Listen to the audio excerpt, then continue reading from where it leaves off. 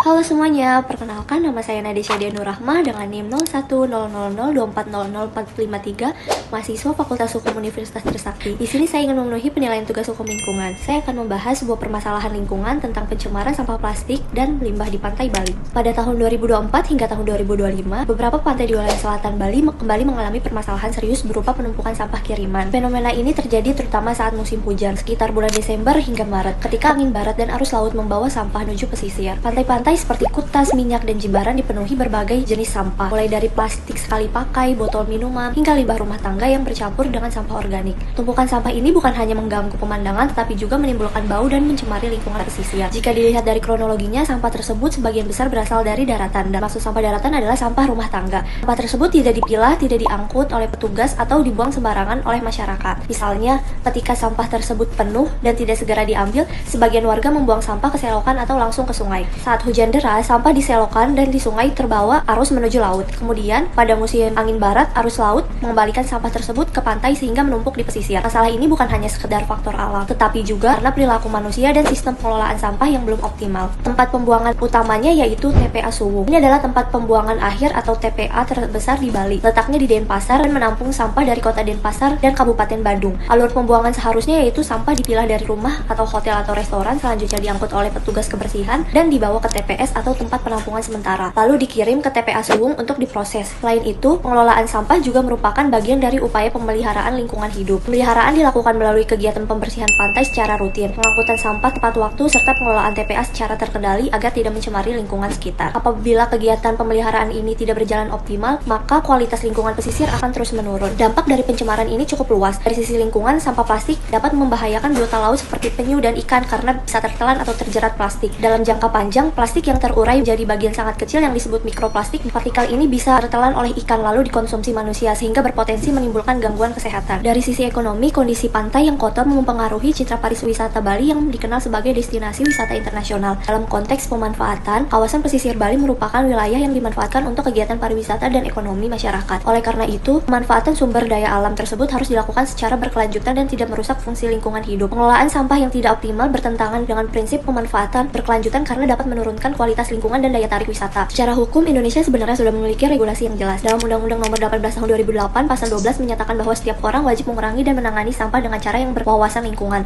Selain itu, mengatur bahwa pengelolaan sampah rumah tangga dilakukan pengurangan dan penanganan sampah termasuk penerapan prinsip 3R yaitu reduce, reuse, dan recycle. Maka dalam kenyataannya, kewajiban ini belum berjalan optimal karena masih banyak sampah rumah tangga yang tidak dipilah dengan baik. Kemudian dalam Undang-Undang Nomor 32 Tahun 2009, Pasal 69 ayat 1 huruf A secara tegas melarang setiap orang melakukan perbuatan yang mengakibatkan pencemaran atau perusakan lingkungan hidup. Dalam konteks ini, pembuangan sampah sembarangan ke sungai yang bermuara ke laut dapat dikategorikan sebagai perbuatan yang berpotensi menimbulkan pencemaran laut. Jika dilanggar, sanksi pidana dapat dikenakan sesuai Pasal 98 dan Pasal 99, yaitu bahwa setiap orang yang dengan sengaja melakukan pencemaran atau perusakan lingkungan hidup dapat dipidana penjara 3 hingga 15 tahun dan denda 3 miliar hingga 15 miliar, tergantung akibat yang ditimbulkan. Selanjutnya, Peraturan Presiden Nomor 83 Tahun 2018 dalam Pasal 2 menetapkan kebijakan nasional penanganan sampah melalui Rencana Aksi Nasional. Peraturan ini bertujuan mengurangi jumlah sampah laut yang signifikan melalui koordinasi antara kementerian. Namun berulangnya fenomena sampah kiriman Bali menunjukkan bahwa strategi tersebut belum maksimal, hingga tujuan pengurangan sampah laut secara signifikan belum sepenuhnya tercapai. Dalam hal ini, pemerintah bertanggung jawab melalui penyediaan sistem pengelolaan sampah yang memadai, pengangkutan rutin, pembangunan fasilitas pengelolaan, pengawasan, serta penegakan hukum terhadap pelanggar. Pelaku usaha wajib mengelola limbah usahanya dan masyarakat wajib tidak membuang sampah sembarangan. Dalam aspek pengawasan, pemerintah daerah memiliki kewenangan untuk melakukan monitoring dan evaluasi terhadap sistem pengelolaan sampah, termasuk pengawasan terhadap masyarakat dan pelaku usaha agar tidak membuang sampah sembarangan. Pengawasan yang lemah dapat menyebabkan pelanggaran terus berulang tanpa adanya tindakan korektif yang efektif. Kasus pencemaran sampah di Pantai Bali ini menunjukkan bahwa permasalahan lingkungan tingkat lokal dapat berdampak luas dan berkaitan dengan kebijakan nasional. Oleh karena itu, diperlukan kerjasama masyarakat agar regulasi yang sudah ada tidak hanya menjadi aturan tertulis, tetapi benar-benar diterapkan secara konsisten demi menjaga kelestarian lingkungan pesisir. Sebagai langkah nyata untuk mengatasi pencemaran, diperlukan sinkronisasi antara regulasi yang sudah ada dengan tindakan teknis di lapangan. Pertama, pemerintah daerah dan pelaku usaha wajib memastikan alur pembuangan sampah mulai dari pemilahan di sumber hingga pengangkutan ke TPA Suwung berjalan tanpa hambatan agar tidak ada sampah rumah tangga yang berakhir di selokan atau sungai. Cara teknis, pemasangan jaring penyekat di muara sungai dapat menjadi solusi fisik untuk menghadang sampah daratan agar tidak masuk ke perairan saat musim hujan. Kasus ini menunjukkan bahwa permasalahan lingkungan memerlukan kerjasama semua pihak agar regulasi tidak hanya menjadi aturan tetapi benar-benar diterapkan demi menjaga kelestarian lingkungan. Sekian pemaparan materi dari saya, kurang lebihnya mohon maaf. Wassalamualaikum warahmatullahi wabarakatuh.